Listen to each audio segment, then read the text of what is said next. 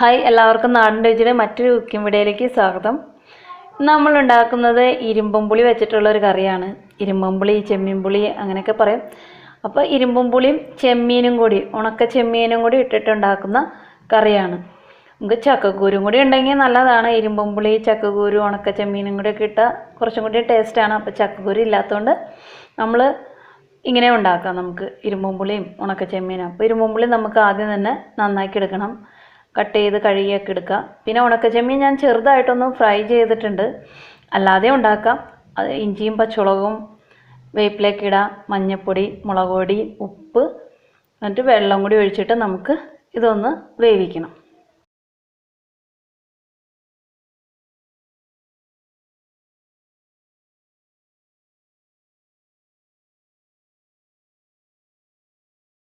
അപ്പോൾ നമുക്കിത് മൂടി വെച്ച് കുറച്ച് നേരം വേവിക്കാം.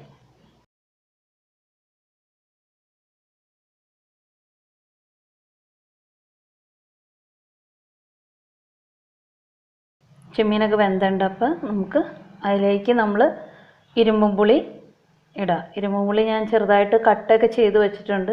രണ്ട് സൈഡും കളഞ്ഞ് നാലായിട്ടൊക്കെ കട്ട് ചെയ്തേക്കാണ്. അപ്പോൾ നമുക്ക് അത് ഇതിലേക്ക് ചേർത്ത് കൊടുത്ത് നമുക്ക് ഇതും കൂടി ഒന്ന് വേവിച്ചെടുക്കണം.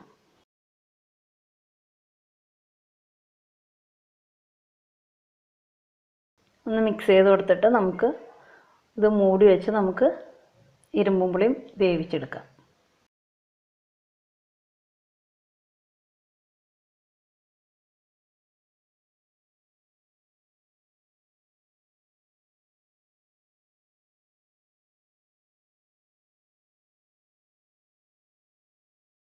ഇരുമ്പൻ പുളി വെന്തുണ്ട്. അപ്പം നമുക്കിതിലേക്ക് തേങ്ങ അരച്ചത് ചേർക്കണം.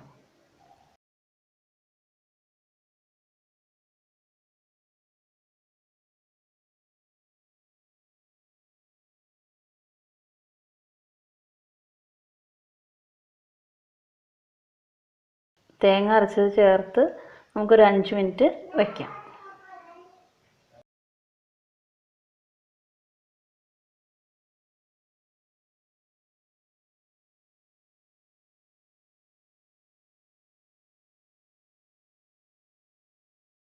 അപ്പോൾ കറിയൊക്കെ ഏകദേശം റെഡി ആയതുകൊണ്ട് നമുക്കപ്പോൾ ഇതിലേക്ക് നമുക്ക് കടുക് പൊട്ടിച്ചിടണം. കടുകും ഉണക്കമുളകും ഉള്ളിയും വേപ്പില എല്ലാം കൂടി വെളിച്ചെണ്ണയിൽ മൂപ്പിച്ചിട്ട് നമുക്ക് ഇതിലേക്ക് ചേർത്ത് കൊടുക്കാം.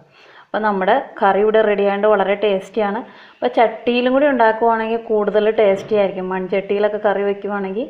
അപ്പോൾ എല്ലാവർക്കും വീഡിയോ ഇഷ്ടമായെങ്കിൽ ലൈക്ക് ചെയ്യുക, ഷെയർ ചെയ്യുക, കമൻറ്റ് ചെയ്യുക, സബ്സ്ക്രൈബ് ചെയ്യുക.